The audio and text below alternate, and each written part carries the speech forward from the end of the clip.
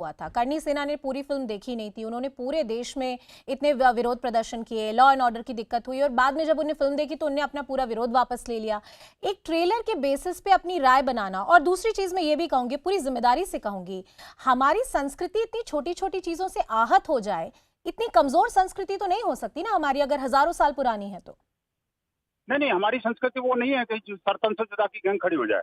हमारी संस्कृति वो नहीं है कि पैगंबर मोहम्मद के बारे में अगर कोई किसी ने हदीस को कोट करते हुए कुछ बोल दिया तो उसको सरतन से जुदा न सिर्फ नारे लगे बल्कि सरतन से जुदा कर दिए जाए। निश्चित रूप से मैं मानता हूँ। दूसरी बात, जो आपके अपने को एंकर हैं, उन्होंने जो बात कही बिल्कुल ठीक है। आई डू एग्री विद कि किसी गाने के माध्यम से किसी फिल्म की स्क्रीन के बारे में, फिल्म के बारे में कुछ कमेंट नहीं किया जा सकता। Neither we are doing that. मेरा कहना यह है कि जिस गाने के अंदर जिस तरह की अभद्रता दिखाई गई है, जिस तरह की जो लव जिहाद को प्रोत्साहित कर रहा है वो गाना, हमने तो सिर्फ उसी गाने के बारे में कहा है कि ये गाना अगर ऐसा है, जो कि टीजर है, अभी तो टीजर अगर कोई चीज रिलीज करता है, सैंपल जब कोई रिलीज करता है प्रोडक्ट मार्केट में, तो वो सैंपल अपने आप में उसकी पूरी स्टोरी को, बैकग्राउंड को बताता है। विनोद जी, आपने और मैंने भारत में बात पूरी करिए, बोलिए। मैं विद ड्यू रेस्पेक्ट मैं कहना चाहता हूँ कि आखिरकार इन सारी कंट्रोवर्सी पर फिल्म के प्रोड्यूसर, डायरेक्टर या एक्टर क्यों नहीं बोले कि भाई आप ये सिर्फ गाना ऐसा है, बाकी पिक्चर अच्छी है। किसी ने कोई स्टेटमेंट दिया क्या? नंबर 1। नंबर 2, ये गाने को करेक्ट करेंगे हम, ऐसा क्यों नहीं दिया? क्या पब्लिक सेंटिमेंट्स को हिट करके आप पिक्चर को चला पाएंगे? मैं पूछना चाहता हूं इनसे। विनोद जी देखिए, नहीं, आपने आपने बात कह दी। मेरे साथ शहजाद खान है, वो भी एक अभिनेता है, वो भी जुड़े हुए हैं हमारे साथ ब्रॉडकास्ट पे। Shahzad, thank you so much for speaking to us. हमारे साथ विनोद बंसल जी हैं, वीएचपी के। उनका कहना है कि जिस तरह का डिपिक्शन है, the kind of depiction in the trailer of the movie और in the song that has come out, very limited portions, it somewhere promotes a wrong image of our culture and promotes love jihad in some way. That's what his argument is. I mean, we're discussing this issue, that how can you base an argument merely by seeing few clippings or few seconds from the movie, but that's the broader argument we are having. Your 2 cents into it. मैं बहुत बहुत शुक्रिया आपका, मुझे आपके इस पर बुलाने का, शो पे। मैं यही कहना चाहूंगा कि इसमें इतनी सारी चीजें कहाँ से नजर आ रही है इनको, मुझे नहीं समझ में आ रहा है। कौन सा चश्मा पहन रखा है इन्होंने, वो नहीं समझ में आ रहा है। और उसमें हर किस्म के रंग पहने हैं। दीपिका ने ग्रीन भी पहनी है, उसने गोल्डन भी पहना है, भगवा भी पहना है, तो उसमें क्या प्रॉब्लम है? और ये लव जिहाद को कहाँ से प्रमोट करता है? लव जिहाद को तो ये लोग ही खुद प्रमोट कर रहे हैं, सब जगह चिल्ला के लव जिहाद, लव जिहाद, लव जिहाद। लव जिहाद के बारे में अगर इन लोगों को जानना है किसी को, तो शाहनवाज हुसैन साहब से पूछिए, मुख्तार अब्बास नकवी साहब से पूछिए कि लव जिहाद होता क्या है। मेरे पास कोई भी नहीं, शहजाद जी, बहुत बहुत शुक्रिया आपके समय के लिए। मेरे पास समय बहुत कम है, I am running out of time. It's a wrap on this edition of CNN News 18. We'll continue this debate at 6:30 as well. For now, I'm handing it over to my colleague Poonam.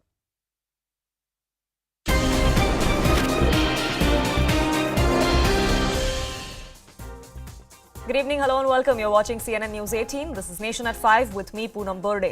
Let's get you started with breaking news coming in from our neighborhood. And Pakistan continues to heap atrocities on its minorities. Hindus remain unsafe in the country, which is in our neighborhood. Crimes against minorities go completely unchecked, one government after another. And now there is a shocking case that has come to the fore from the Censor district of Sindh, where a 42-year-old Hindu woman was gang raped, beheaded, mutilated, and then skinned by her assailants. Her body was then dumped in a wheat field. The shocking crime has sparked protests by locals in the area as well. They are now demanding justice from the administration for this 42-year-old.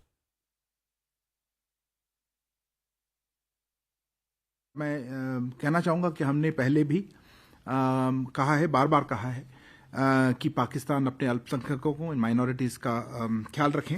इनका जो safety, security और wellbeing जो उनकी जिम्मेदारी है, ये उनकी responsibility है, इस तरह पूरी तरह निभाएं इसको।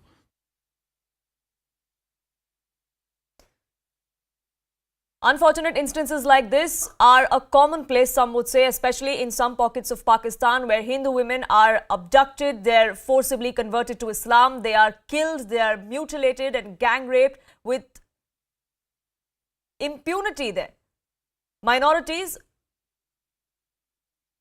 that the atrocities on them go completely unchecked, irrespective of which government, which prime minister is in office. And that's really the unfortunate bit, because all the lessons, all the preachings that Pakistan's administration does on the global forum about the alleged mistreatment of minorities in our country, they seem to be turning a blind eye year after year, month after month, to instances like this that come to the fore from their own.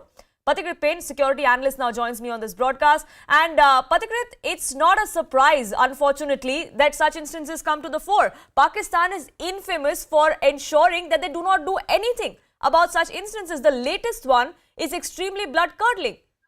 But we can't expect anything better out of Pakistan. Well, they have institutionalized this conversion and they think that it's a holy thing that they're doing. They have a blasphemous law. Blasphemy law, and as per the blasphemy law, they have used that blasphemy law to the hilt in terms of usurping all kind of properties from the non-Muslims, especially the Christians and the Hindus and the Sikhs. They have converted indiscriminately by abducting. There are these elements who have actually industrialized the whole thing.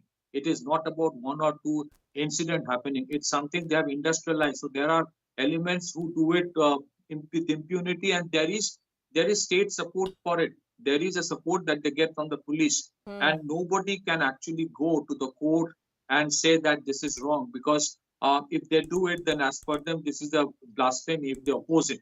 So nobody dares to do it, and that is why you see that the Hindu community over there actually lives on with utter fear every moment. Surprisingly, even countries like United States and the European Union, which lectures India on every issue, and when even a Muslim dies somewhere, it becomes a news. When a Christian dies somewhere, it becomes a news. Unfortunately, when this kind of death happens, in spite of that, Pakistan is in their good book, because Pakistan they can use for all kinds of the nuisance work, and that's why they bring out Pakistan out of the Financial Action Task Force, in spite of Pakistan continuing to be harboring all kind of terror elements and this kind of atrocious activities going on there with impunity, which nobody does anything. And it also vindicates once again, even though I think these are only few incidents which come to the fore, there are thousands of such incidents which happen every year, which doesn't come into the limelight. This also vindicates the reason why the Citizenship Amendment Act was so very important for India, and why Indian government and the judiciary should make sure that it is implemented at the earliest, so that the remaining few Hindus do not see the same fate, and they can come here and live safely in harmony for the rest of their remaining life. So I think it's time that we realize that there is nobody in the whole world except for India who will talk about Hindus, because unfortunately for the rest of the world, it is perhaps a dispensable commodity. These are dispensable people. Nobody wants to talk about them. Talking about them is an anathema. Talking about them is not secularism. And that's why India is the last hope for them. Indian government should do everything possible at the earliest to make sure that the laws are passed and laws are implemented in a manner that they can be brought back. Absolutely. And like you pointed out, Patikrit Payne, that there are several countries that often lecture India but have never spoken about this. And in the same way, there's this bogey of Islamophobia that often gets spoken of. Many a times it's misplaced, as we've found in the recent past as well. And yet there's absolutely no word on Hindu phobia. That threat too is real, and India has raised that as well at the United Nations Forum. Unfortunately, ma'am, there are universities in the United States, and I'm naming it. There are universities like that of Harvard. They have institutionalized this Islamophobia, and they actually blame India for everything like that. They try to pin India down for a lot of things. One of the things is Islamophobia, even with no understanding of the reasons why abrogation of Article 370 was an extremely secular act, and there was nothing communal about it. Yet, in spite of all the bare facts in front of them, they actually narrate a lie. And on the contrary, when something like this happens in Pakistan, they think that, okay, it's an aberration, it's an exception, it can be ignored. They do it because Pakistan's deep state is a strong ally of European Union, is a strong ally of United States, and Pakistan does a lot of things for them, which the United States on their own will not do. For example, recently, one of the reasons why Pakistan was brought out of the Financial Action Task Force grey list is because Pakistan was used as a ground for airlifting thousands of tons of weapon systems to Ukraine. And there were British Air Force planes which were used. And because of all these, even if when Hindu women get killed in Pakistan, it is not a news that will be published in a Washington Post or a New York Times, because for them, these are aberrations that can be ignored. We must remember once again that the terrorists that we are facing today are the same terrorists which are with the Mujahids, who were trained and armed and funded and incubated by the CIA and the Middle Eastern countries during the Afghan war that they were waging against Soviet Union. We are facing that trouble till date. And today, Lashkar-e-Taiba, Jaish-e-Mohammed are not considered per se terrorists by United States, keeping aside the official record, because it doesn't hit the Americans. So till the time Americans don't die in Pakistan, Pakistan will continue to be in their good book. 9/11 is a gone story for them. Till the time the next 9/11 happens, I don't want that to happen. But the reality is, a Hindu woman, a woman of Indian origin, a Hindu woman or a Sikh woman, their lives do not matter for United Nations. It doesn't matter for the West. So the only country which should talk and make sure that their lives are saved is India. United Nations should put its head in shame for being an institution which is defunct, which cannot stop wars, which cannot protect minorities, which cannot take action against countries like Pakistan for all the atrocities they do on all kinds of people, and yet they remain a mute spectator because the fund that they get comes from the United States, and Pakistan is an ally of the United States. But Pain, what can be done in the sense that Pakistan has been called out time and again? Yes, many would think that this is an aberration which is far from reality, but there are several reports, several US media reports or several organizations that have also spoken of how every single year, at least at the minimum, 1,000 minority girls are abducted, converted forcibly to Islam. So it's not that people don't know of this reality. They know it exists. Ma'am, I want to say one thing. These are not aberrations. This is the word the West used to rationalize whatever is happening in Pakistan. For India, I think we should make sure that the CAA acts are implemented at the earliest. And secondly, Pakistan's implosion from inside is a foregone conclusion. It's only a matter of time. They're almost on the verge of a civil war. So Pakistan's internal enemies will take care of Pakistan. But for India, it has to get its own act first. The opposition party should realize the reason why the Citizenship Amendment Act was passed. It has to be implemented at the earliest. It's still not, it has still not been notified. So once that is done, we have to make sure some more steps are taken so that these remaining few people, helpless people, where would a Hindu or a Sikh woman go and seek shelter or refuge or safety inside Pakistan when something like that happens? Can you imagine somebody's health, skin being peeled off, somebody's being beheaded, spilling of the skin, even of the head? That is the kind of savagery they do. And yet I'm telling you, this will not become a news for the West. The only country that can do something is to make sure those who want to come from Pakistan into India, those minorities should be allowed, if necessary, under another law, because Citizenship Amendment Act is only about giving, citizenship to those who have come to India till 2014. We may require another law, because the only country where they will be safe is in India. A Hindu woman in Pakistan will certainly not prefer to go to Iran. We know what condition of Iran today is. Would certainly not go to Afghanistan. She certainly cannot go to United States. The only place they can come is perhaps India. So India has to pass its laws and implement them at the earliest. That's the least we can do. The rest, Pakistan, is only a matter of time. I don't think Pakistan as a country will survive the next 30, 40 years. But unfortunately, a lot of minorities, the remaining few, may not survive either. That's the condition of Pakistan today. Because the persecution of minorities. Yes, because the persecution of minorities continues there unabated, and absolutely nothing changes irrespective of who's in power, because that's really how this country of Pakistan, the deep state, really works there. Patikrit Pain, thank you so much for joining us here on this broadcast with your perspective. We're shifting focus now to controversy back home, and that is over superstar Shah Rukh Khan and Deepika Padukone's upcoming film Pathaan, which recently reached the Central Board of Film Certification Examination Committee for certification. Now, after watching the film, the committee guided the makers to implement the advised changes in the film, including in the song Besharam Rang. They've been asked to now submit their revised version of this particular theatrical or promo before its actual release. The committee has also added that makers should keep culture and faith in mind. Meanwhile, Madhya Pradesh Minister Narottam Mishra has lauded the changes that were recommended by the CBFC. He said that producers, directors and artists, everyone should take care of this. Earlier, remember, the song Besharam Rang featuring Deepika Padukone and SRK had courted controversy over the use of Deepika Padukone wearing a saffron-coloured bikini. निर्णय सराहनीय है। जब यह मामला मेरे सामने आया था तब मैंने कहा था कि यह दूषित मानसिकता से बहुसंख्यक वर्ग की भावनाओं को आहत करने का एक कुत्सित प्रयास है। रियल लाइफ पर भी असर डालती है। इस बात का निर्माताओं को, निर्देशकों को और कलाकारों को, सभी को इन चीजों का ध्यान रखना चाहिए। बेशरम रंग के माध्यम से लव जिहाद को प्रमोट करने वाले ये जो पठान, जो कि बॉलीवुड जैसे फिल्म इंडस्ट्री का बलात्कार करने पर तुले हुए हैं, ऐसे लोगों के मंसूबों पर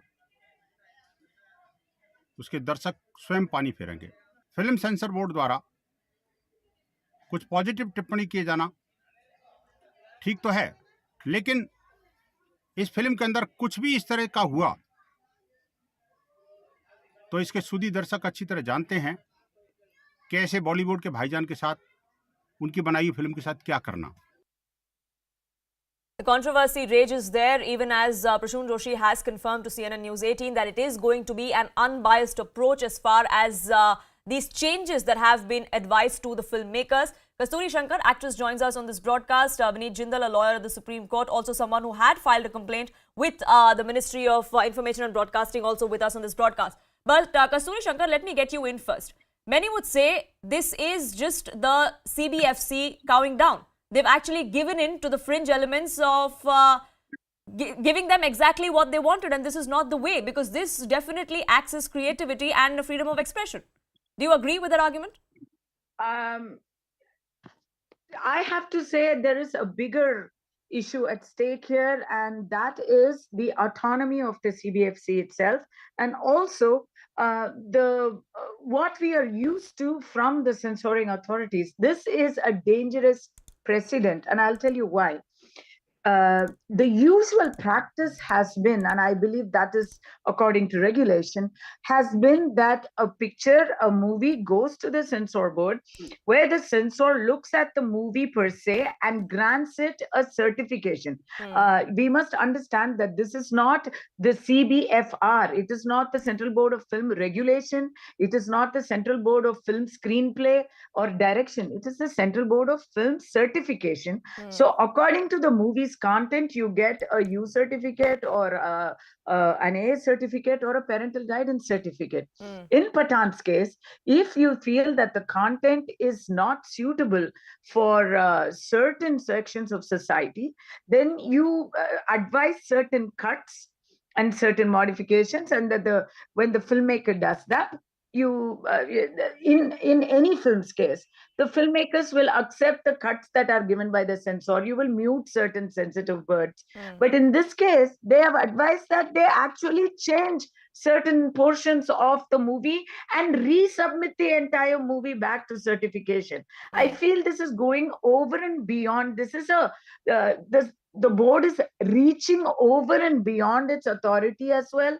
It's a bad precedent. So tomorrow, if somebody makes a movie where the antagonist is a politician, and there are people who don't like that, and then they have pressure from political circles, then they have to completely scuttle the movie.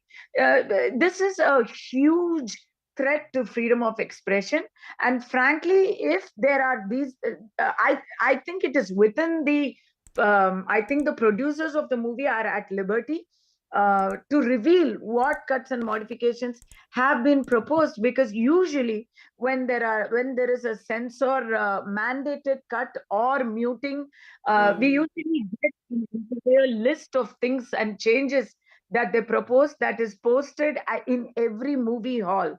So it's not a secret or anything. I think if people are able to see what has been suggested, and if one of the suggestions is to remove the orange, and I say orange, it is not, saffron is not orange, orange is orange, And frankly, any color is a color. Clothing will be of colors, and people are allowed to wear clothing. Sure. What And do Vinny they Jindal, expect she's then? not wearing only just that color. It's perhaps a 7-second bit in the entire song. Not only that, I have seen enough orange colored outfits in enough gross, sexually objectifying songs before. Sure. I have seen sadhus dancing in the background. I have seen all sorts of stuff that have to be condemned and questioned. When the CBFC allows a movie like Kabir Singh without any questions, why do we have so much controversy about a small piece of clothing in a very minute part of a song that, frankly, Deepika Padukone completely slayed the look. In fact, it is a very positive model for women all across the globe for fitness reasons. Sure. It's really, we've had this in Tamil Nadu as well. We've had a movie like Vishwarupam by Kamal Hassan face release issues because the Muslim lobbies were against the movie without even looking, without even knowing what the movie was about. So we did have issues like that. The movie never released in Tamil Nadu till today. It never released in Tamil Nadu. So I feel this is, going just too far. Sure. So you're being bullied by a certain section, and even though it's called the censor board, that's really not the job of this particular organization. Vinny Jindal, the allegation is that there's an overreach. You cannot be seen to be bowing down to a certain section of society. That's not how this country works, because we have our right to freedom of expression, and even the filmmaker in this case has that particular right as far as the constitution goes. Yes, definitely. But the freedom of speech and freedom of expression is also come with certain limitations. No, in this matter, we have already filed a complaint with a specific amendment that I have cited three specific things in this issue. One is color, second is the content of the song, and third the intent. So after filing my complaint with the IB Ministry and the Censor Board, they have now taken an action, and they have specifically asked the director to remove certain parts and certain dialogues in the movie. It is not only about the song; it is about the other things also. So it is if someone is saying that it is a extra hour reached by film certification board. So I think that is wrong. That is their jurisdiction. They are sitting there for the specific purpose, and we have taken a specific legal manner. The way we have filing a complaint, then they have taken an action. So that is their duty. They are doing their duty. So let the appropriate correction would be there. And what is harm in that? If something is wrong has been done, that it should be corrected. Sure. It should be in positive Sure, manner. but many would believe it's not wrong. We are sir. welcome. We are welcome the step which is taken by CBFC, and I appreciate the work which is said by the chairperson of CBFC. Sure. By specific thing that it should be. We are here to save the culture. We are respectful towards the culture and the religions. The specific word which is said by the Prasoon Joshi. So I appreciate their effort, and I welcome the step which is taken by CBFC. But Mr. Jindal, like you said, you have three issues with this particular song: color, intent and content. If 2 out of those 3 things are met, or maybe 1 out of those 3 things are met, are you going to be happy with that? And I'll tell you why I'm asking you this question, because as far as what the CBFC chairman is telling CNN News 18, he says as far as costume colors are concerned, the committee has stayed unbiased. There are no specific details, but that could also mean that the saffron in the song stays, and that may not be cut.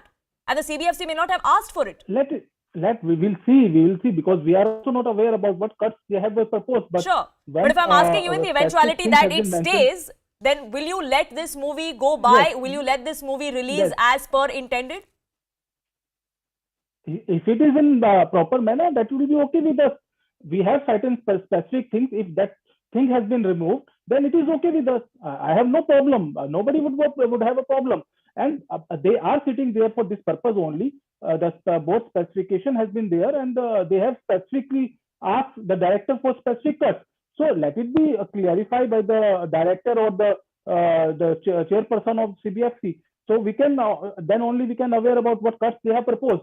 Till now we are not aware about what cut they have proposed. But as far as now, definitely I appreciate the effort which is done by Prasoon Joshi in the official capacity. I hope that the cut is related to my specific awareness in my complaint. That would be there. Sure.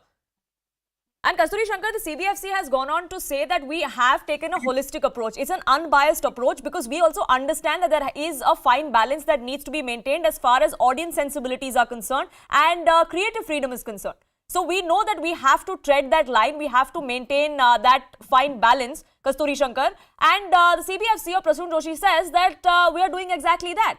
We are ensuring that there is no massive fallout of this releasing, which also is something that we need to take care of. Then are they completely off the mark when they say that? No, again, everything is very carefully worded.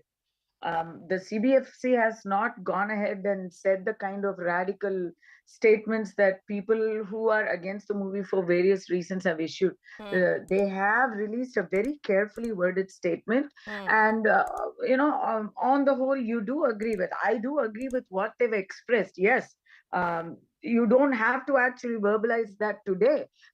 It is accepted and expected of the Central Board of Film Certification that they look at every movie with a holistic approach. They look at it in order to make sure that anti-social, anti-national or misogynistic or pedophilic situations and scenes are not part of a movie. They have to be responsible in certifying a movie and as well making sure that the content is in no way disruptive to the social fabric. Agreed.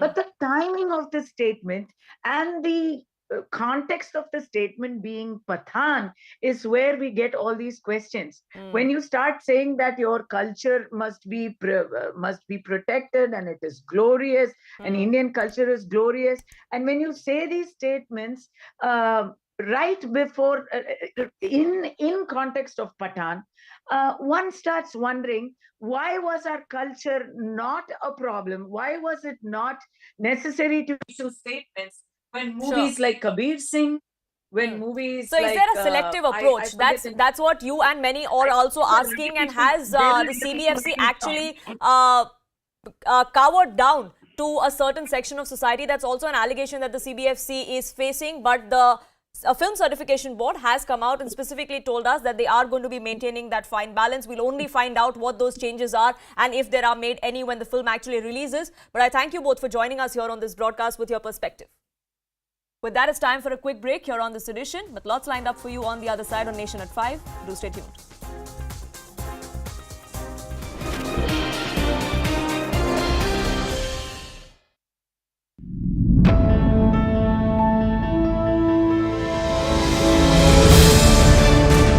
Today, a Congress leader who opposes Hindutva, quote-unquote, is hailing Ram and is equating their biggest face to Ram. What should be your problem?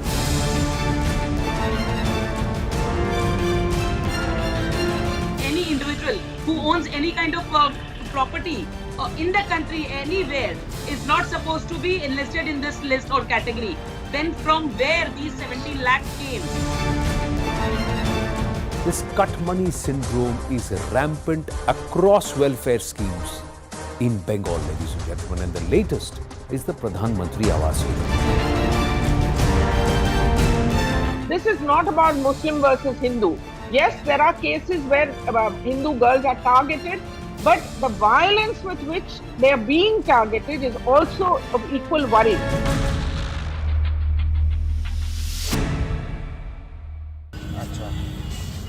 Knowledge है एकदम experience पे, जैसे compounder doctor बन जाता है वैसे ही पटना के कोना के दवाई की हमने समझ लेंगे कि क्या हट है। तो इसका क्या नाम है फार्मेसिस्ट जो है? एक ना खाना इसको क्या नाम? अमित नाम है। अमित दे रहे हैं अमित। दो है क्या इसमें? दो फार्मेसिस्ट है? नहीं, फार्मासिस्ट है, मालिक है, ओनर है। At the private Ruban Women and Child Hospital in Patna, the pharmacist had registered in Uttar Pradesh but is practicing illegally in Bihar. College से है, कॉलेज आपको पूरा डिग्री देगा, वो डिग्री लेके उसके बाद उसमें कुछ और 3 महीने का आपको एक्सपीरियंस सर्टिफिकेट लेना होगा। ठीक है। उसको बोलते हैं क्या नाम है, इंटर्नशिप जो होता है। इंटर्नशिप, हाँ ठीक है। इंटर्नशिप 3 महीने का होता है। तीन महीने का इंटर्नशिप कर लिए। उसके बाद ये कुछ डॉक्यूमेंट्स और भी हैं। उसके बाद ये सब डॉक्यूमेंट वगैरह ये सब इंटर्नशिप वगैरह करके उसके बाद अपना ऑनलाइन रजिस्ट्रेशन होता है। हम लोग को यूपी में हो गया ऑनलाइन। अच्छा, टोटल आप ऑनलाइन रजिस्ट्रेशन कर दिए। हाँ। ऑनलाइन रजिस्ट्रेशन करेंगे तो आपको कोई भी फॉर्म भरते हैं तो आईडी पासवर्ड सबसे पहले होता है ना। आईडी पासवर्ड बन गया, उसके बाद रजिस्ट्रेशन आप सक्सेसफुल हो गया, रसीद आपको मिल जाएगा। वो फार्मेसी काउंसिल ऑफ इंडिया से होता है रजिस्ट्रेशन। हाँ ठीक है, तो उसका रसीद मिल गया। उसके बाद अपने वेबसाइट पे कोई भी खोल के चेक कर सकते हैं कि आपका कहाँ तक प्रोसेस हुआ है। यूपी में ही हो गया चुका है। अच्छा, जहाँ तक हम लोग का टोटल ऑनलाइन ही हुआ है। तो आप यूपी में थे तो आप बिहार में प्रैक्टिस कर सकते हैं, ऐसा है? बिहार में मतलब जिस स्टेट है ना, तो यहाँ पे हम अपना डिग्री नहीं दिए हैं, क्यों नहीं दे पाएंगे, क्योंकि बिहार में हमको ट्रांसफर कराना पड़ेगा। अच्छा, मतलब कि आप जैसे जहाँ का रजिस्ट्रेशन होता है आप वहीं पे प्रैक्टिस कर सकते हैं। हो चुका है तो आप यूपी में ही ऐसे लीगली अगर आप देखा चलाना चाहते हैं, कुछ करना चाहते हैं तो यूपी में ही करेंगे। In this hospital in Bhagalpur, the pharmacist's brother is dispensing medicines without even asking for a prescription. Hospital में आए हो क्या? हाँ, कुछ पूछना था। बुलाइए ना फार्मेसिस्ट। हाँ, उनको बुलाइए ना, जानते होंगे दवाई ववाई के बारे में। हाँ, बताओ ना क्या चीज़ पूछना है। वाइफ प्रेग्नेंट है, उसको बीपी का थोड़ा सा प्रॉब्लम होता है। बीपी के लिए तो डॉक्टर ही कंसल्ट करेंगे प्रेगनेंसी में। वैसे तो इसमें बीपी के लिए एक ही टैबलेट तो एक ही आता है, ऐसे नहीं दे सकते। डॉक्टर ही एडवाइस करेगा, फिर जब ही ले।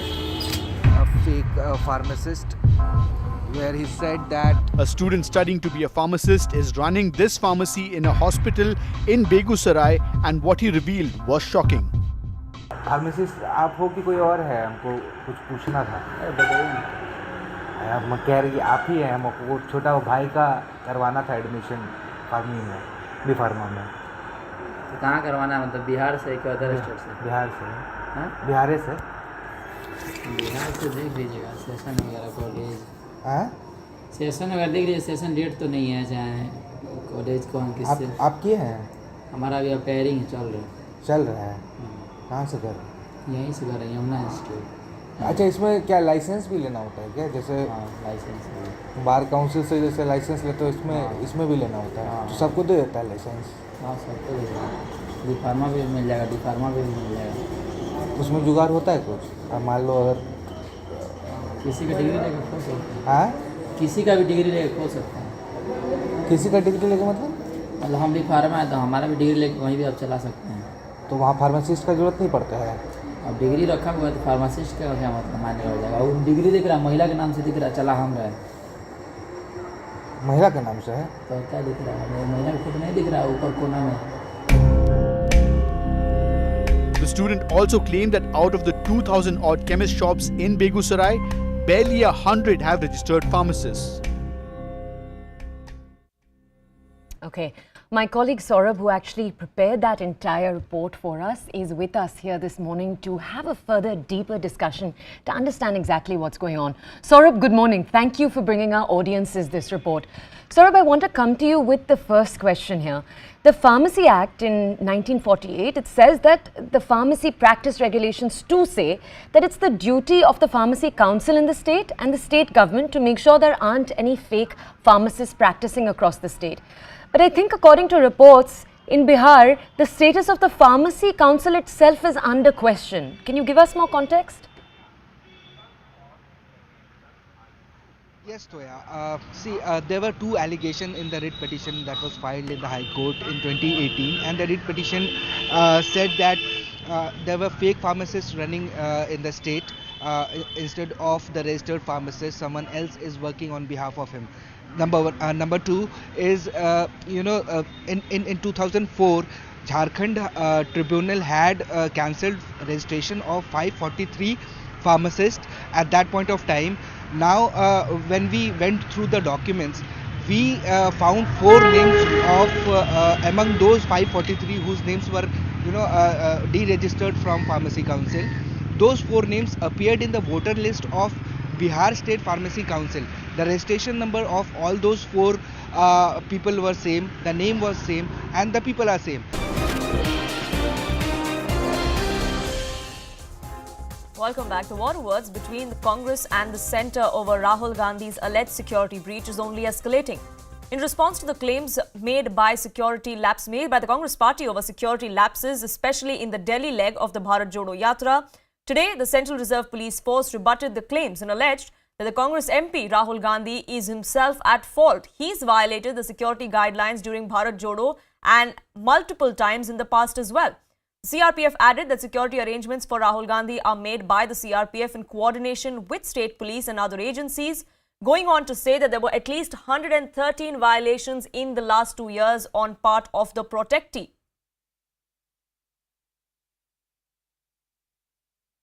यात्रा में खलल डालने की कोशिश, परेशान करने की कोशिश, उसको बदनाम करने की चेष्टा भारतीय जनता पार्टी द्वारा और उनके सहयोगियों द्वारा लगातार की जा रही है।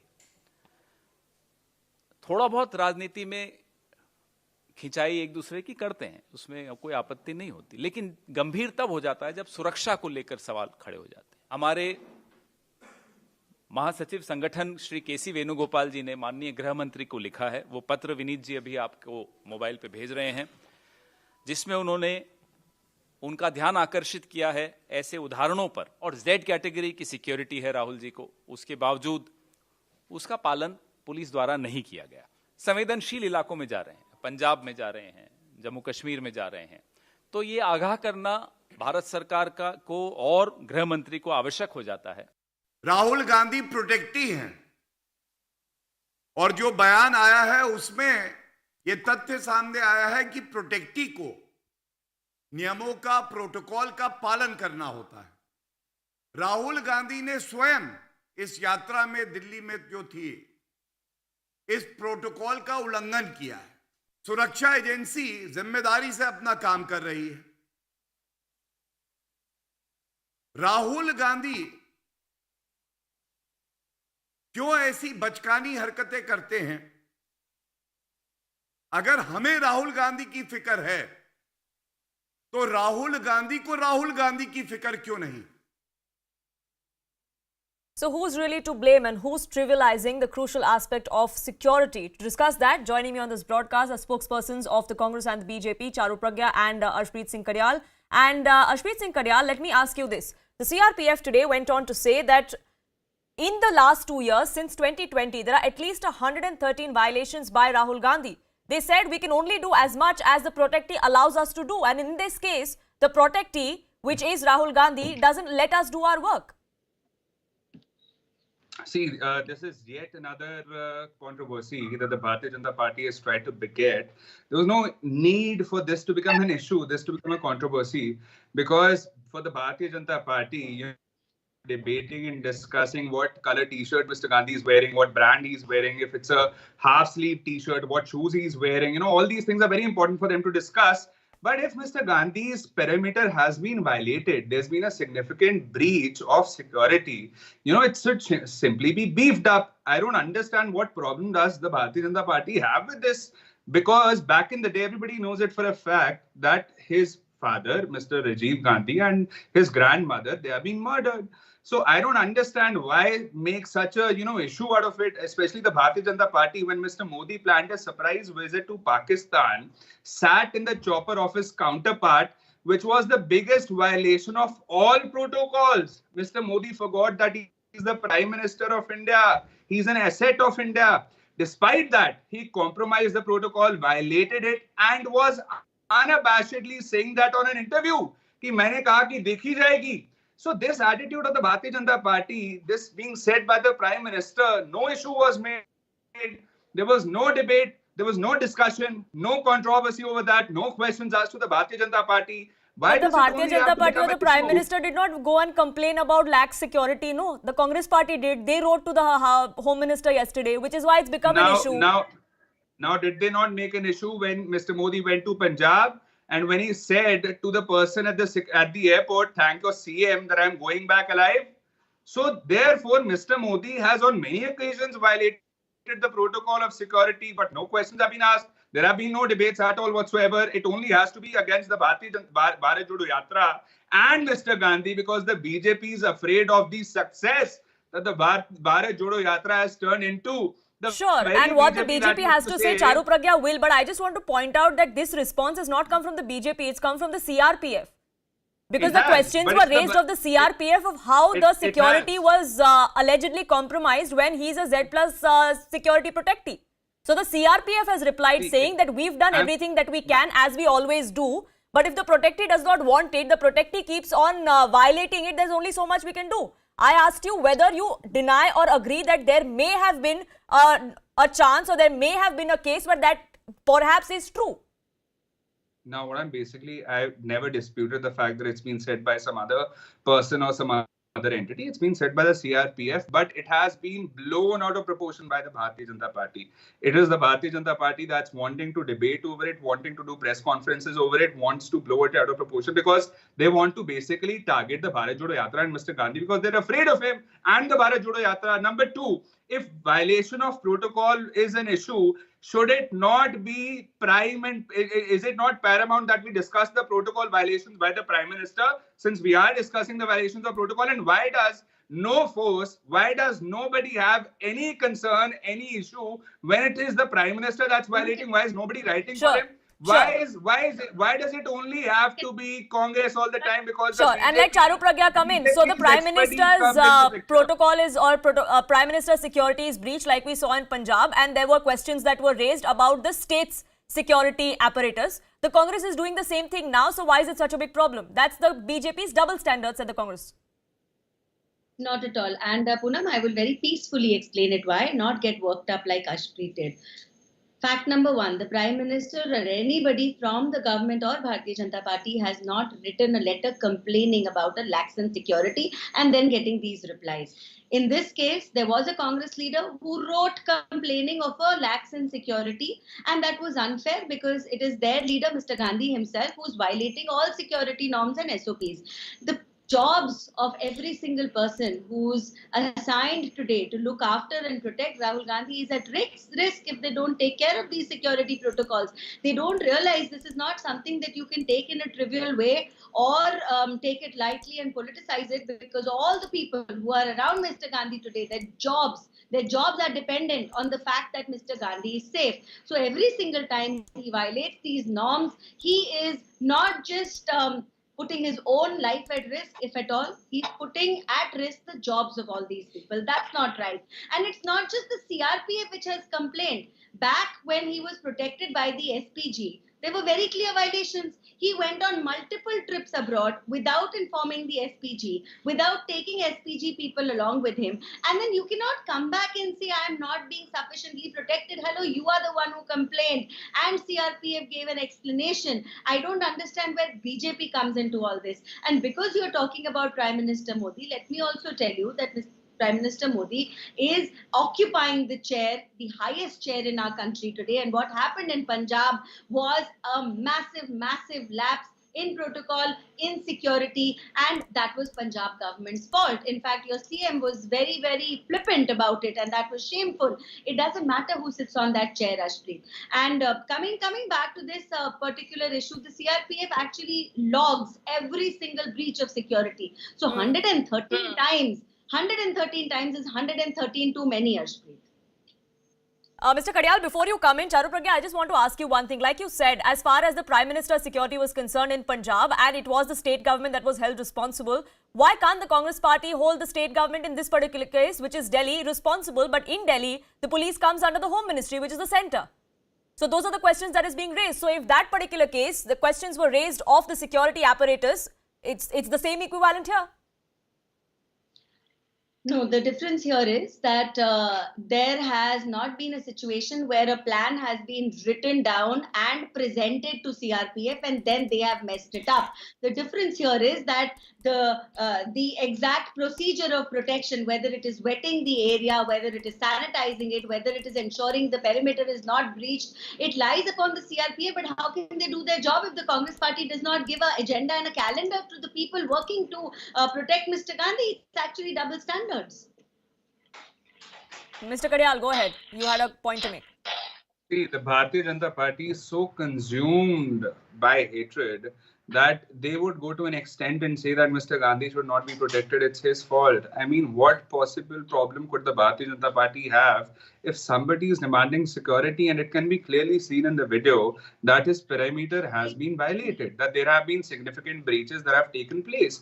I don't understand what's the issue in providing security, and how can anyone be so full of hatred, so full of obnoxiousness that you would hate somebody so much and not consider the history of that person, not consider the background of that person, what happened to his ancestors. Number two, it is Charu just said that it is very unfair. It also, the jobs and the lives of the security personnel are also dependent upon it. So Charu, answer this one question.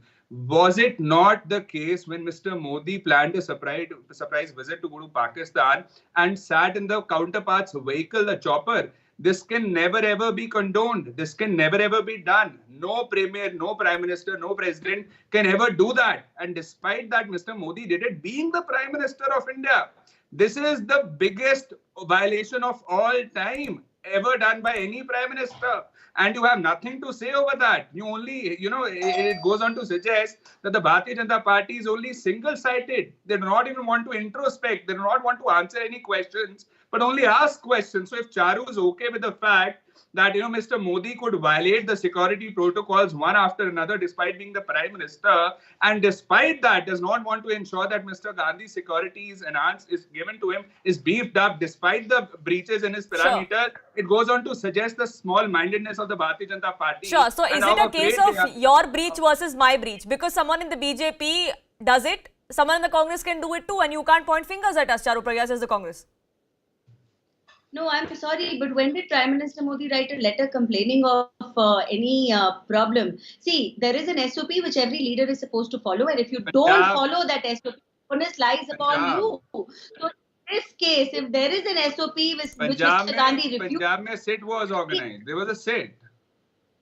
No, first of all, Punjab mein the SOP was not followed by the security personnel. It wasn't a Prime Minister's fault. His cavalcade was stopped in the middle of a bridge. So there was an issue made out of it, right? No. Ashpreet, there's a lot of difference. There's a lot of difference between what happened in Punjab and what Mr. Gandhi is repeatedly, habitually because doing. It's Mr. Modi and it's Mr. Gandhi, that's why.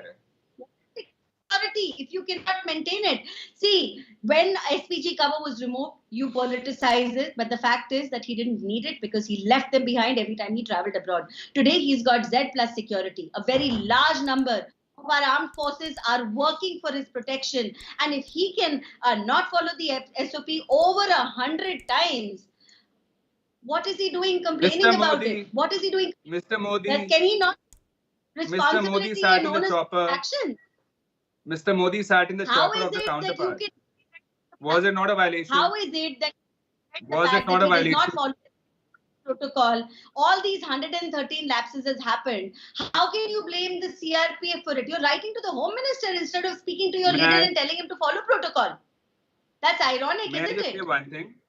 May I just say one thing? See, Charu, the problem here is that you say if Mr. Modi violates the protocol, it's all fine, it's all good. But if Mr. Gandhi does that, then we will not give him security. This is your bias. This is your arbitrariness. This is your discriminatory behavior. This is when you single out somebody because you're afraid of that person. And you have been time and again saying the same thing, that Mr. Modi did not write a letter. A letter would have been a small thing.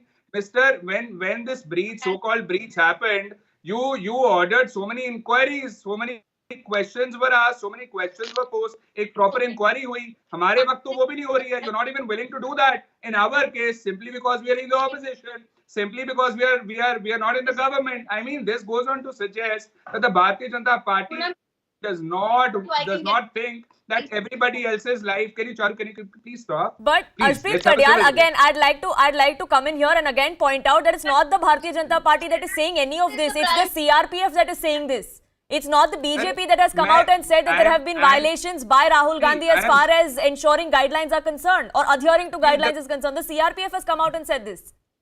It has, but it is the Bharatiya Janata Party that is blowing it out of proportion and making an issue out of it. Protocol तो मोदी साहब ने भी violet किए हैं, हमसे ज्यादा किए हैं और हमसे बड़े किए हैं. And as far as the importance goes, see, we say that as much as Mr. Gandhi's life is important, sabki utni important, every common person's life is important. Sure. But BJP says it's only Mr. Modi's life that is important. Nobody else matters, no matter what, no matter who you are, no matter Who is saying what, that, and why do you say that? Even the CRPF today, when they came out and said and listed, Mr. Khadyal, even today when the CRPF came out and listed the violations, or they said how their security arrangements were in place, never ever did they say that we will not give you any more security. They said we've always worked in accordance to the state governments that the protectee is in to ensure that security is in place. Why do you say that they refuse to give us security? Don't you think that's alarmist, because that's not what the CRPF is saying?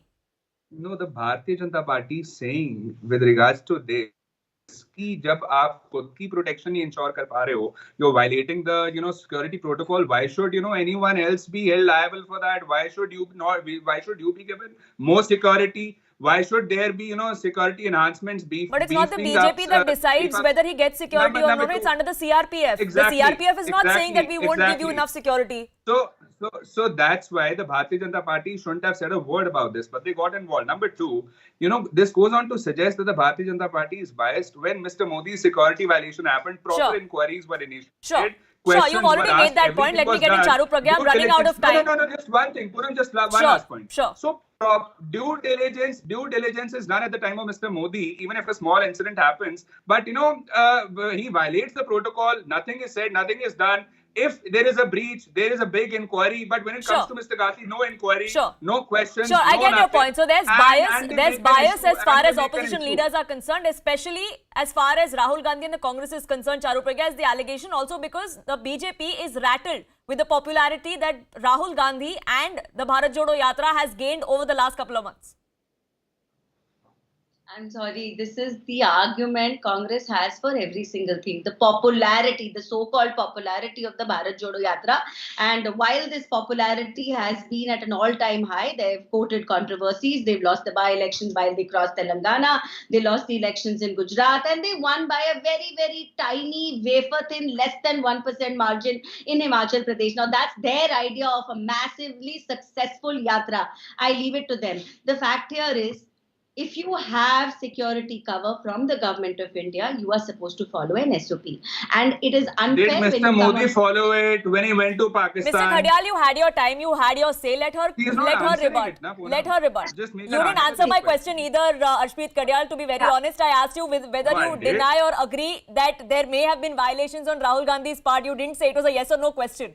But anyway, that is immaterial. What is material is that if there is a why is that immaterial? We're talking about an alleged security breach, right? That is the concern. Now I drew an analogy that when it happens with Mr. Modi, sure, and you've made your analogy. You've made your analogy, Ashpreet Khadyal. Charu Pragya, please have your say. Go ahead.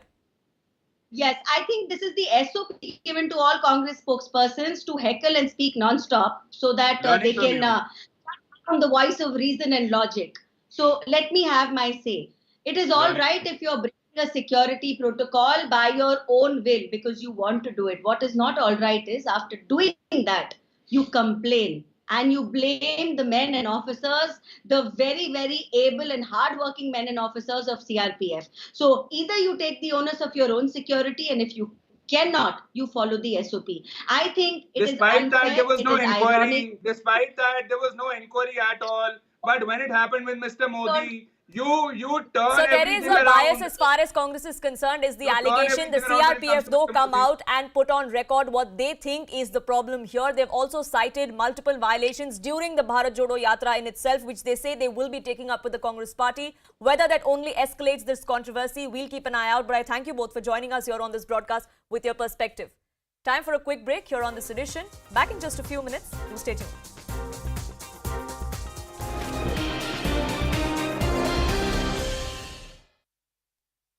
India's #1 news choice, unrivaled viewership lead for 36 weeks. CNN News 18, on your side. So the petitioner also said that it was not feasible for him, it was not safe for him to go and do such investigation. But we have proved that point number one, there are fake pharmacists who are working in not only government hospitals, private hospitals and medical stores. There are relatives of those pharmacists who are working inside those chemist shops. In fact, we tried to approach the drug controller of Bihar. He gave a very bizarre answer that it was not his responsibility, but shockingly he is also the registrar of Pharmacy Council of Bihar. So it's his responsibility to go check, conduct raids on these pharmacists, whether there are fake pharmacists or not.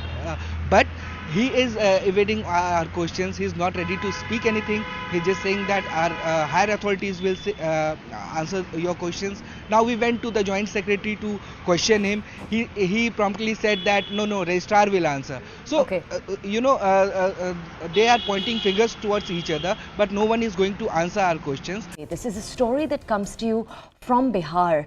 Behind Bihar's chemist counters are imposters, it seems, who are posing as pharmacists. This is a case that was first brought to the Supreme Court's attention a few weeks ago. The Supreme Court also had a say in this entire matter. But has anything changed on the ground? This is a ground report brought to you. My colleague Saurabh brought us this over a period of a few days. This was his research. Take a look.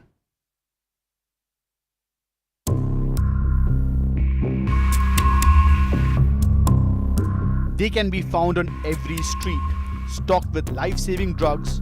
But what if the person behind the counter is completely unqualified for the job and is selling you medicines willy-nilly?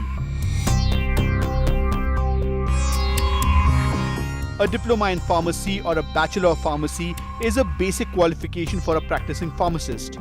But in Bihar, those rules go for a toss and fake pharmacists rule the roost.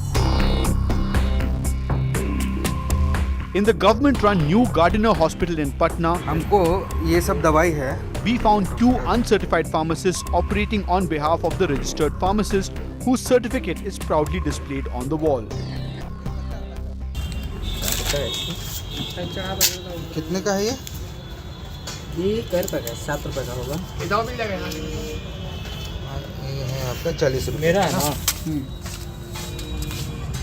तो आप क्या उनके भाई हैं क्या? लीजिए भैया हम 5 साल से इस लाइन में काम कर रहे हैं। अच्छा, उसका नॉलेज है एकदम एक्सपीरियंस पे जैसे कंपाउंडर डॉक्टर बन जाता है वैसे ही पटना का कोना के दवाई की हमने समझ लेंगे कि क्या हाट है। तो इसका क्या नाम है फार्मेसिस्ट जो है? एक कब तक खाना है इसको? क्या नाम? अमित नाम होगा। है अमित अमित दो है क्या इसमें? दो फार्मासिस्ट है? नहीं, फार्मासिस्ट है, मालिक है, ओनर है। At the private Ruban Women and Child Hospital in Patna, the pharmacist had registered in Uttar Pradesh but is practicing illegally in Bihar. College से है, कॉलेज आपको पूरा डिग्री देगा। वो डिग्री लेके उसके बाद उसमें कुछ और 3 महीने का आपको एक्सपीरियंस सर्टिफिकेट लेना होगा। ठीक है, उसको बोलते हैं क्या नाम है, इंटर्नशिप जो होता है। इंटर्नशिप, हाँ ठीक है। इंटर्नशिप 3 महीने का होता है। 3 महीने का इंटर्नशिप कर लिए, उसके बाद ये कुछ डॉक्यूमेंट्स और भी हैं। उसके बाद ये सब डॉक्यूमेंट वगैरह ये सब इंटर्नशिप वगैरह करके उसके बाद अपना ऑनलाइन रजिस्ट्रेशन होता है। हम लोग को यूपी में हो गया ऑनलाइन। अच्छा, टोटल आप ऑनलाइन रजिस्ट्रेशन कर दिए। ऑनलाइन रजिस्ट्रेशन करेंगे तो आपको कोई भी फॉर्म भरते हैं तो आईडी पासवर्ड सबसे पहले होता है ना। आईडी पासवर्ड बन गया, उसके बाद रजिस्ट्रेशन आप सक्सेसफुल हो गया, रसीद आपको मिल जाएगा। वो फार्मेसी काउंसिल ऑफ इंडिया से होता है रजिस्ट्रेशन। हाँ ठीक है, तो उसका रसीद मिल गया। उसके बाद अपने वेबसाइट पे कोई भी खोल के चेक कर सकते हैं कि आपका कहाँ तक प्रोसेस हुआ है। यूपी में ही हो गया चुका है, जहाँ तक हम लोग का टोटल ऑनलाइन ही हुआ है। तो आप यूपी में थे तो आप बिहार में प्रैक्टिस कर सकते हैं, ऐसा बिहार है? में मतलब जिस स्टेट है ना, तो यहाँ पे हम अपना डिग्री नहीं दिए हैं, क्यों नहीं दे पाएंगे, क्योंकि बिहार में हमको ट्रांसफर कराना पड़ेगा। अच्छा, मतलब कि आप जैसे जहाँ का रजिस्ट्रेशन होता है आप वहीं पे प्रैक्टिस कर सकते हैं। हो चुका है, तो आप यूपी में ही ऐसे लीगली अगर आप देखा जाए चलाना चाहते हैं, कुछ करना चाहते हैं तो यूपी में ही करेंगे। In this hospital in Bhagalpur, the pharmacist's brother is dispensing medicines without even asking for a prescription. Hospital में आए होगा? हाँ, कुछ पूछना था। बुलाइए ना फार्मेसिस्ट, उनको बुलाइए ना, जानते होंगे दवाई ववाई के बारे में। हाँ, बताओ ना क्या चीज़ पूछना है। वाइफ प्रेग्नेंट है, उसको बीपी का थोड़ा सा प्रॉब्लम होता है। बीपी के लिए तो डॉक्टर ही कंसल्ट करेंगे प्रेगनेंसी में। वैसे तो इसमें बीपी के लिए एक ही टैबलेट तो एक ही आता है, ऐसे नहीं दे सकते, डॉक्टर ही एडवाइस करेगा। Welcome back. News coming in from Pakistan now over the rising threat of the Tehreek-e-Taliban Pakistan. Rising attacks have now led to a blame game between the central government in Pakistan and the regional authorities. TTP fighters attacked a military post in the Malakand province. A bomb was detonated on a relief convoy that was heading towards the post. At least 5 Pakistani army personnel have been killed in that particular attack, and that seems to now have triggered war of words between the regional authorities and the civilian government there. Interior Minister has now come out and said that the number of TTP fighters in the region was between 7,000 to 10,000, adding that some of those had previously laid down arms are now secretly resuming those activities. Anand Narsimhan, my colleague, now joins us for more on this. Anand, there is blame game that's going on there, and it looks like the civilian government and the military have been losing their grip as far as the situation goes. Not just that, what we are also getting to understand is that the Khyber Pakhtunkhwa government has been blamed by the central Pakistani establishment, Rana Sanaullah, pointing fingers at the Khyber Pakhtunkhwa government. But meanwhile, the TTP has released a letter which we're showing on our screens, which says that there is no threat to foreigners, there is no threat to anybody else, because their target is only the Pakistani forces.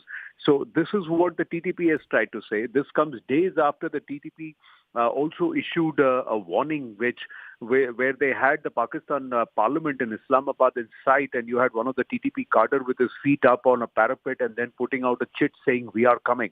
Now, the Tehreek-e-Taliban Pakistan has only intensified its attacks on Pakistani military personnel, and they have tried to rubbish all the claims that have been made by the Pakistan military. There is also internal strife within the Pakistan military, with not too many taking kindly to General Asim Munir's elevation, and that is why there is talk that there are groups which are now wanting to destabilize the Pakistani military establishment under Asim Munir. There are also reports that nearly 5,000 army officers and personnel have actually submitted their resignations, and this is also doing the rounds in media in terms of reports. So clearly things seem to be in a state of flux, and the TTP seem to be emboldened as they're also claiming support from the Baloch Liberation Army. The TTP seems to be emboldened, and the Pakistani military and the administration seem to be losing their grip. There is a blame game that is now coming to the fore, even as we are seeing several attacks that are taking place against military establishment and the army, in which several of the army personnel have been killed as well. We'll keep a track of that and much more, but with that, it's a wrap from me on this edition of Nation at 5.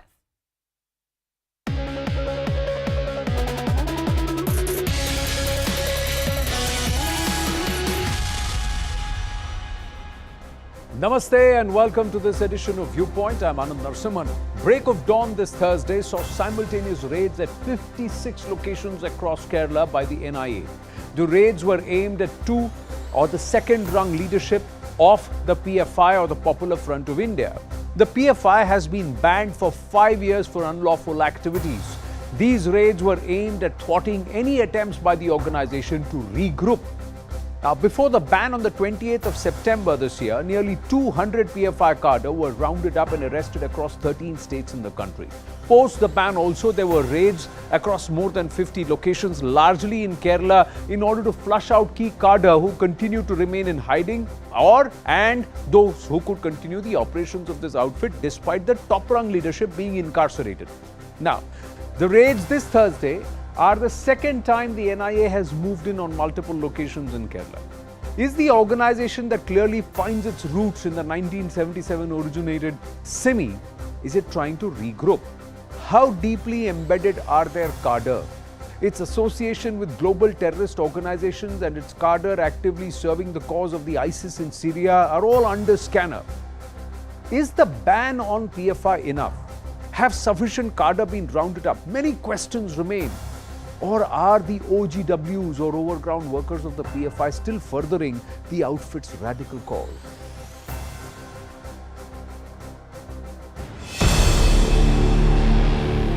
Early morning raids across Kerala by the National Investigation Agency.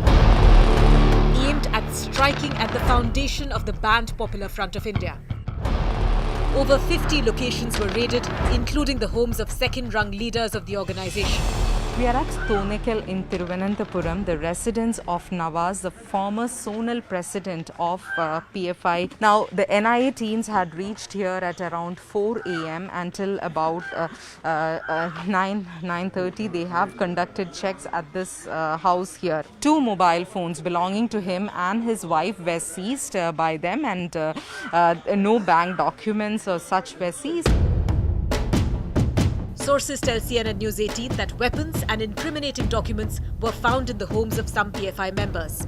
These officials, they have concluded the raid in Kannur here. The primary interest is whether these activists, they are having any sort of connection still with the other leaders of the banned organization. What is the financial source? That is what is really worrying the NIA. In September, multi-agency teams arrested several functionaries of PFI, including its top leadership, for allegedly supporting terror activities.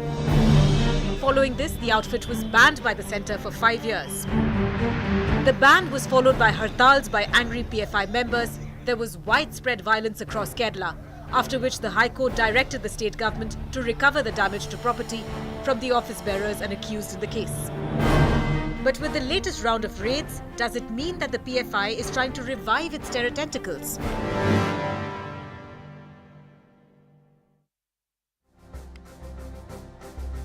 Let's quickly get to the locations where the raids have been conducted. It all started in Pathanamthitta, but in Ernakulam there are 13 places where the raids took place. Let's call that out one by one. We'll show you. So in Kerala largely, and if you were to see, Ernakulam 13 locations, Alappuzha 3 locations, Kollam saw 3 locations, and then further on Pathanamthitta there were 3 locations that were raided, Malappuram 7 locations raided, Wayanad 6 locations raided, and Thiruvananthapuram 3 locations raided, Kottayam 2 locations raided, Thrissur 2 locations raided. So it is the length and breadth of Kerala that you would see. So there is Palakkad 1 location, Kozhikode 4 locations, and Kannur city 9 locations raided. So PFI largely started its operations on the north side of Kerala, on the northern Kerala, but they have now spread not just across all of Kerala, ladies and gentlemen. They are now present in more than 23 states and union territories in our country. 13 states where largely rounding up happened before the ban came into place, and their activities have been under the radar for a while. Now, is this organization regrouping? Is it trying to perhaps once again spread its terror tentacles? These are questions that remain. Let's go across to our guests this evening who are joining us. Nirmal Kaur, former IPS officer with us. Mithun Vijay Kumar, author and citizen activist with us. Savio Rodriguez. He is the founder and editor-in-chief of Goa Chronicles with us. Anira Jatri, author, Brainwashed Republic, also with us. Namaste to everybody. Thank you very much. Nirmal Kaurji, let me ask you this. Is this ban enough? Have enough of their cadre been rounded? Or are you worried that there are too many who are embedded across the system? Yes, I think there are quite a few of them who have infiltrated the civic institutions, and this ban is not going to be enough, unless one is eternally vigilant and keeps, revisiting it and trying to find out what is happening. And eternal vigilance is going to be really the prize for this kind of, to get rid of PFI, or at least to limit them. Because if you see the examples after which PFI is modeled itself, like the Muslim Brotherhood, largely present in Turkey and those areas, Arab world, how they embedded the civic institutions. And these Naqshbandi people, they started running a hospice. Despite the best of their efforts, the government could not shut down the hospice because it was a charitable thing and society would react. But the ideas that spread from the hospice, within a generation, within 15-20 years, they changed the face of the entire country.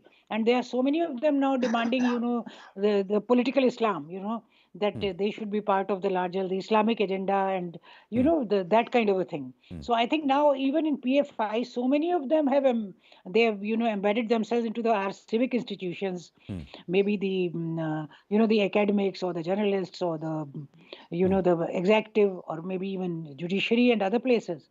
So it's not going to be that easy to, I think the eternal vigilance is required, and cadres need to be it needs to be reviewed every few months, maybe every 30 days or something, and find out what is exactly happening on the ground, and keep rounding up people and keep taking preventive action. Otherwise, this ban is not going to be of any help, because they'll just masquerade as someone else.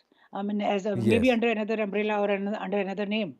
Now, here is what we are also getting, Nirmal ji, that as three leaders of the banned Islamist organization Popular Front of India went missing from Pathanamthitta even before the NIA started the raids. Now, the leaders are suspected to have fled from their residence just hours or perhaps minutes ahead of the NIA team reaching there, and these are dawn raids which have happened. So the Mathrubhumi is saying that there are 3 PFI leaders in the area who left before the NIA raids, with one of them leaving just hours ahead of the NIA raid.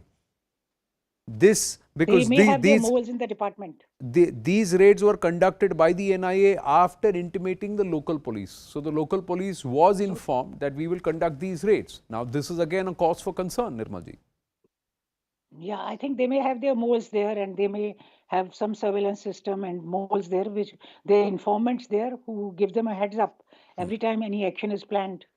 So maybe that is, I think it's most likely that is the reason they fled, because they knew of the raids coming up and they fled their homes quickly in the night.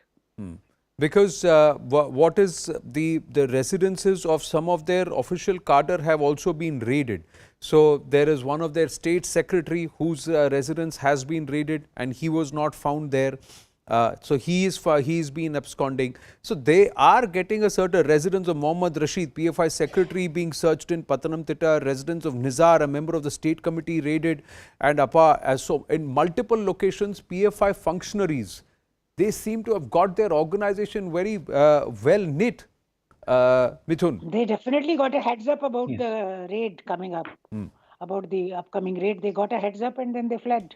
No, and not just that. Is it a question to me? Yes, Mithun Vijay Kumar. Okay, They seem to have perfected all that they got wrong when they were SIMI, when they were organizations under other names. But between 2006 and 2022, the PFI seems to have perfected that even if its top rung is put away, how the second rung, third tier, fourth tier will continue the organization's work. Are you worried that they may have perfected this? Definitely. And one more thing is the danger is that the political environment in Kerala is actually very conducive to the growth of these, extremist elements like PFI. Earlier they were SIMI, then it became NDF, then PFI. Tomorrow it might re-emerge. They will regroup and re-emerge is what I'm getting to know. But the main issue is like you said, the administrative support that they are getting, or they might have sources within the administration from where the information is being leaked. And we have seen that even in the past, like during elections and all, they have made some unholy alliances with the ruling left or Congress. So this has been there. So they are getting some kind of a support from the parties inside Kerala, and which is why they are active, and they have their base mostly in the south, especially Kerala and Tamil Nadu, some parts of Tamil Nadu. Now, the objective of SIMI, if you see what the objective of SIMI was to, lead life according to Quran, propagate Islam, wage jihad, and that's exactly what PFI was doing.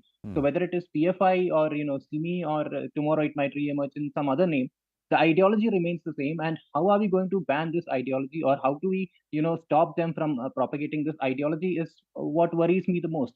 And if you see the list of anti-national activities PFI has carried out in the past, it's a huge list, right? From murders of CPM workers to Muslim League workers to Congress workers, and the recent murders of RSS and BJP leaders. They have done a lot of illegal activities in the state, and still the ban came only recently. This and even the money trail, if you see the money trail with ISIS, this was leaked in 2017, I think. There was a PFI activist who had links with ISIS, and he was doing the money transfer and all this. But till this time, we were not able to ban this organization. And what worries the most is their political arm, STPI, is still active. So how is this organization, or how are we going to stop the ideology, remains a bigger question. Although PFI and all its affiliates stand banned, you are saying SDPI is still active. They've also become very smart that they've stopped participating in television debates. They've stopped sending their spokespersons so that they don't get exposed. Now, using the system to subvert the system, using the laws of the country to subvert the laws of the country and twist and turn facts. how would you end up banning an outfit, an organization like this? If they have more than 23 to 30,000 cadre who are affiliated to them across the country, arresting 200, is that enough, Xavier Rodriguez? Are these raids which the NIA conducts while taking into confidence local police, is that itself a misstep? PFI is basically a wolf in sheep clothing.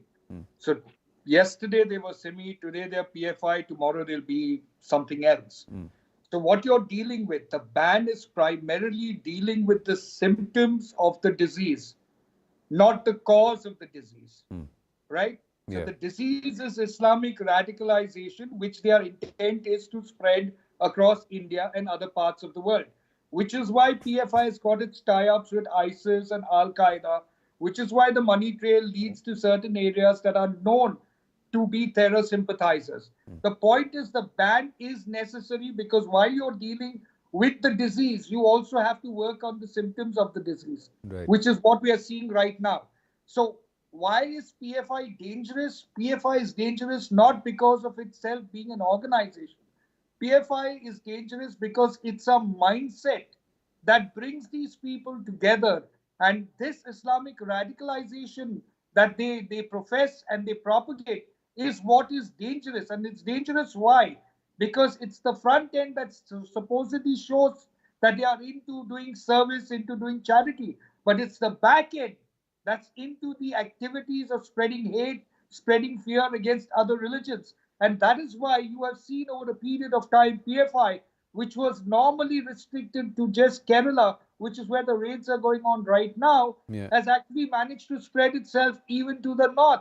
So PFI as a system is a very well organized system of Islamic radicalization. So taking off the heads is a great idea, but you have to go to the root cause of what brings PFI alive and why do they do it continuously? Why does it keep coming up again and again? And that is Islamic radicalization. And in order to address Islamic radicalization, we as a nation must have the courage to call out Islamic radicalization for what it is. It is hate. It is not about the Muslims in India. It is about Islamic radicalization, which is a disease happening all around the world. You have Muslims in India, you have Indians. And the interesting part is what they talk about is a very, very Arabized system. They do not talk about an Indian cultural rooted system. They do not talk about what is Indian system. What they talk about is a very alien system. But here is a problem, Neeraj Atri. How do I arrest somebody who intelligence believes is radicalized? How do I go ahead if a group of people are meeting and if somebody is engaging in something? How do I go and arrest that person? Because the courts will turn around and say, just because you feel this person is radicalized doesn't mean this person is causing harm to society. See, this is how they spread their tentacles, and they operated for more than a decade and a half. And they were not present only in Kerala. Their roots are in Kerala, largely in North Kerala, and from there they have spread. But there were 6 different entities that came together in 2006 to form PFI. So they were already present in 6 states, including Rajasthan, and they had this organization which was operating in Kota, which then became part of PFI. Correct. Yeah. That is actually the problem with the situation we are handling, or I should say the agencies are handling, because as you rightly pointed out, that how can we say that this guy is radical and this is not? How are we going to prove it? And as you were talking, I was reminded of the words of Abul Musab Yusuf. I don't know how many people know about him. He is generally known by the name Son of Hamas. Yeah. He used to work for Hamas, then later on he learned that what he's doing is wrong, and then he switched sides.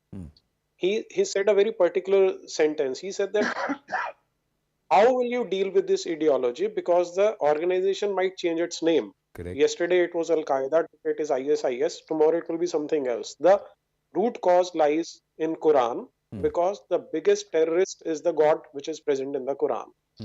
Now, unfortunately, what we have done is, under the name of secularism, we have given it a halo of sanctity, that since it is a holy book, therefore we are not going to ban it, we are not going to even discuss it. And second thing that comes to mind is, there is this lady called Wafa Sultan who shifted from Syria to America. She was talking in the context of America, but the same thing applies in India also. She said that The West has invented terms like radical Islam, political Islam, Wahhabi Islam. Actually, it is Islam that is the problem. Mohammedanism, that is the problem. All these guys, all these PFI people or Simi people, what they're trying to do? They are trying to do their lives according to what is prescribed in Quran, what is prescribed in Hadith, what is prescribed in the biography of Muhammad, the Prophet of Islam. So how do you contain it? Unless and until you hold it from the scruff of the neck and say that, look, this is the problem. This book or this ideology is the problem. And we have to protect our nation, our civilization from this. Now, this is where Neeraj Atri, what you are saying is, I would not want to broad brush and paint everybody, every Muslim who's following the tenets of Islam in the same brush that they're all radical. Now, there could be those who could also selectively interpret certain passages and say, no, this is the only way, because Islam also as a religion evolved over 200 years. There are nations which have followed a very, very moderate and a liberal path.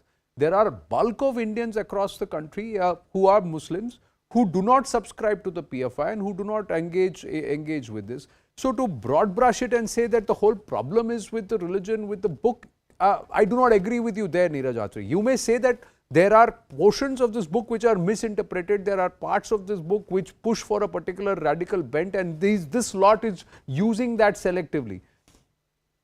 See, what we do is we try to pick and choose. It is not like Hinduism where you can pick and choose. It is a total package. What they say is the entire book is a word of Allah, an imaginary God which is sitting on the seventh heaven.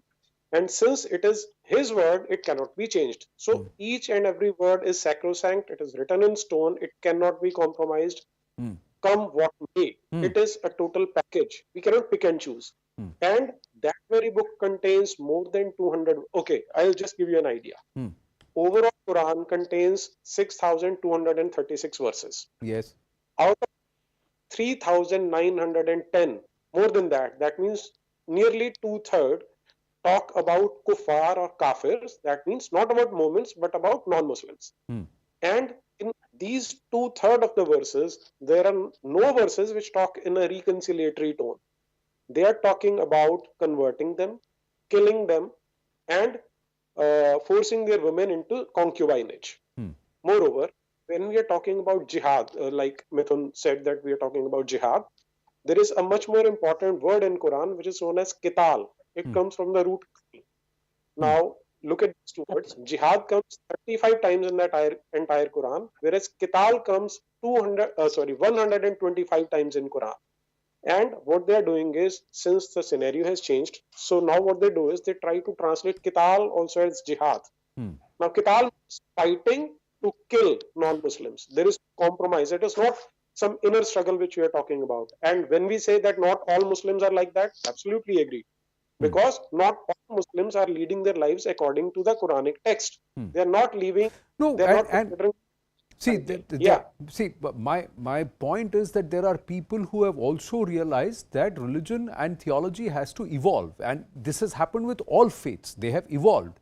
But there are also those who say we want to go back to the medieval ages, we want to go back to the dark times, and we want to go back to what was Arabi Islam. See, Islam evolved based on, and it also amalgamated with cultures across, as it spread across the world. Look the approach what Indonesia has taken. Look at the approach today what Saudi Arabia is gradually taking under Mohammed bin Salman. There are nations who are saying, though we want to evolve, we also want to become moderates, because extremism is not the way. If these entities... Yes, Savio. Yes, Savio. The problem to most of my understanding, because I do a lot of study as far as religion is concerned, it's not religion that's really the problem. You know, though we might look at religion being the root cause of conflict, the real thing is a person's interpretation of his or her religion. You know, and their dependency on the fact that religion amongst the mass audience is power. So power to control. So today, when you have whether extremists, whether it's in Islam, whether it's Christianity, whether it's in Hinduism and Buddhism, the extremist aspect of religion is taking a certain verses, certain aspects of the religion, using it to control a mass audience, and that mass audience getting converted to that thought process. And that's what Islamic radicalization was all about, was to show the Muslims in being raped, being brutalized, being targeted, and therefore over a period of time, you have so much of hate embedded into the Muslims in India and outside of India that majority of them feel that the only way to get back is to retaliate against the foreign forces, which in this case are religion. So religion becomes a weapon. Yeah, it becomes a tool, and like you said, this whole narrative of you are under attack, so you need to counter and you need to hit back to defend. So this religion is under attack, religion is under danger, so the only option is to pick up the sword and go ahead and hit back and this. So this kind of narrative stitching is happening, and we can see that in these videos which are coming via the Al-Qaeda, via the ISIS and their mouthpieces, etc., which are actively being pushed and perpetrated. Some of the aspects which have come out in the NIA affidavit, before I go back to Nirmalji and also Mithun Vijay Kumar. Now, these are the revelations in the NIA affidavit as it exposed the PFI's modus operandi. The first revelation is that PFI identified individuals for possible targeting. So, those who are vulnerable, those who can be brainwashed. A lot of them are educated individuals, ladies and gentlemen. Graduates, postgraduates, a lot of them are scientists, engineers, etc. PFI had a secret wing of reporters to prepare a hit list. Then some PFI cadre also propagated the ideology of ISIS in Syria. Another revelation is that PFI cadre committed multiple murders in Kerala. And the revelation, fifth revelation, is that they killed victims brutally to try and send a message to society that don't mess with us. Acts committed with intent to terrorize people. Revelation 7, the PFI encouraged youth to join Lashkar, Al-Qaeda and ISIS. The eighth revelation is suspicious financial transactions for unlawful activities. So these are the 8 odd revelations that came in from the NIA affidavit. Then they also said, this is what they said, you creating groups, a secret reporters wing with the intent to prepare a list of targets, and they collected the data of leaders of other communities. They imparted training on subversive activities to cadre, and then the modus operandi was imparting training needing probe. That's what the NIA is saying. Encourage youth to join Lashkar, ISIS, and of course head towards Syria and also join the Al-Qaeda. Some of the cadre also propagated the ideology and then traveled to Syria for joining ISIS, and that number is quite significant, although it's been brushed out and tried to be, the effort was to play it down. A larger conspiracy to make cadre join ISIS also needs probe, is what the NIA is saying. Interestingly, Nirmal Kaurji, each one of these revelations point to one aspect, to radicalize. Their intent was to radicalize. The intent was not to say that, you become a benign server. They used fronts like name is India, Popular Front of India, Campus Front of India. SDPI is the Students Democratic, Social Democratic Party of India, something like that. So everything is India, India, India, India, India. But what's being pushed is Islam, and that too radical bent. Why would you want to send youngsters from India all over to Syria? Brainwash women. The Kerala Christian Forum complained against the PFI and its activities, saying that they are trying to radicalize Christian girls. The ISIS widow story is very interesting, that out of the 8 or 10 widows who are languishing in jails in Kabul, about 4 or 5 of them were converted. Correct. Nirmalji. Truly so. I think they are radicalizing. Not only are they intent on radicalizing, they are also going about it in a highly methodical manner, in a highly organized, methodical manner. And like first they prepare lists, then they see who all are vulnerable, who can be radicalized, what can be done, to who's radicalized to what degree, who's ready to be sent to Syria, who's not, who can just be a, some kind of a mule locally in ordinary run-of-the-mill kind of things. So they are radicalizing, they are grading people as per their radicalization and using them. So PFI, I think, is a mentality, not an organization. As I think someone said something similar on the panel. It's a mentality they are transmitting like a virus to everyone. That this is what we want a political Islam, and we are being persecuted. They convince them somehow that if you don't believe in all this, you'll be persecuted, or somehow you'll face your end, or you'll face extinction. They manage to convince people that they have to defend their faith, and they have to defend themselves. And that is the way, and what really is surprising is they are much more organized than Simi, much more methodical than Simi, and they have learned their lessons well from Simi, and they don't want to repeat the, they have a very carefully crafted face.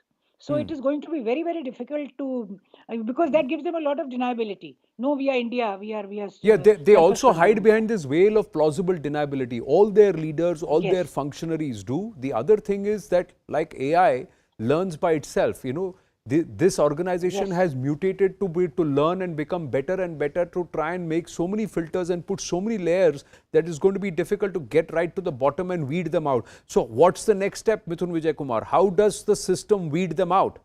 How does the system ensure that they don't take root, shape in another form and they don't manifest? Because although their base is largely in Kerala, they have been present across the country in a lot of disturbances. They've also evolved in terms of how they will create social unrest, how they will cause activities, or what kind of activities they will get involved in to subvert the system.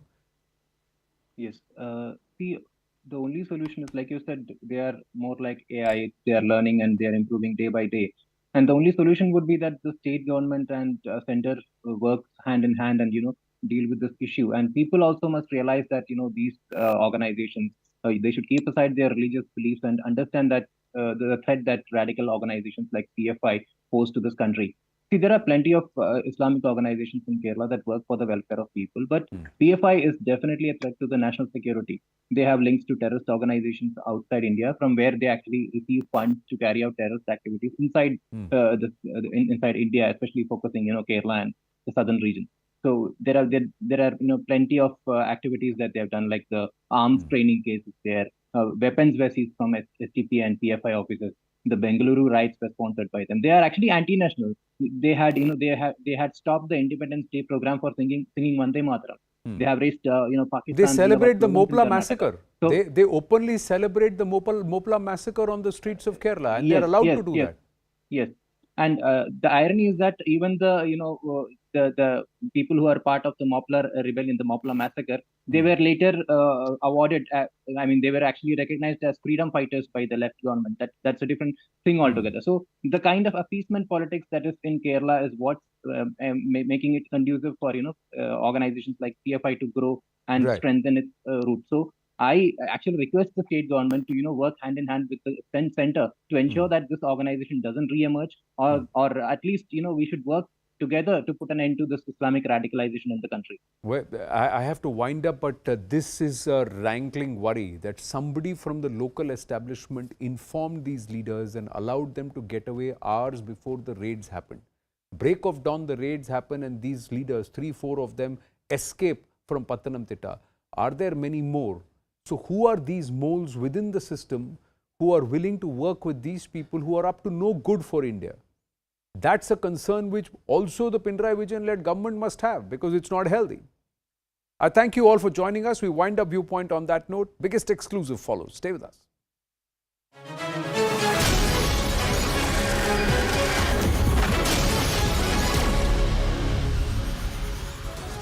Good evening, hello and welcome to this special broadcast. I'm Anusha Soni. The Central Board of Film Certification has suggested changes to the movie Pathaan and also to the song Besharam Rang, which ran into controversy recently.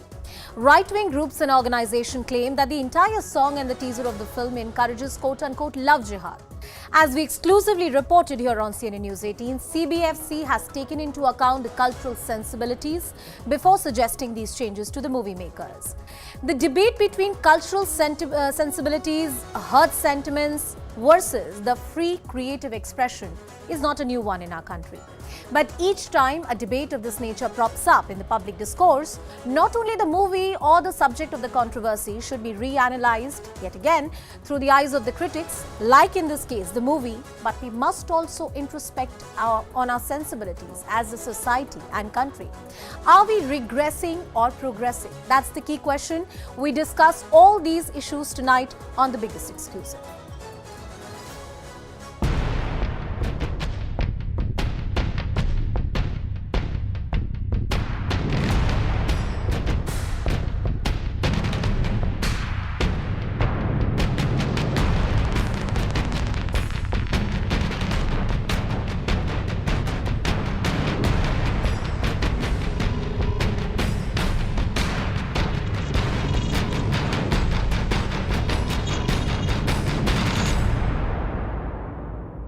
निर्णय सराहनीय है। Real life पर भी असर डालती है। इस बात का निर्माताओं को, निर्देशकों को और कलाकारों को, सभी को इन चीजों का ध्यान रखना चाहिए।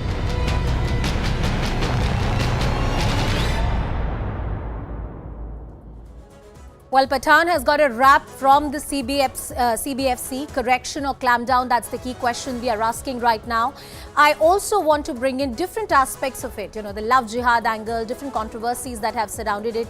Is this a creative correction done by the CBFC, suggested by the CBFC, or perhaps a clampdown of a different sort that we are witnessing in this country? Let's tell you the key pointers. What is it that the CBFC has suggested to the movie makers? The key pointers emerging from this big story. The Censor Board has advised the makers to implement certain cuts. The cuts are a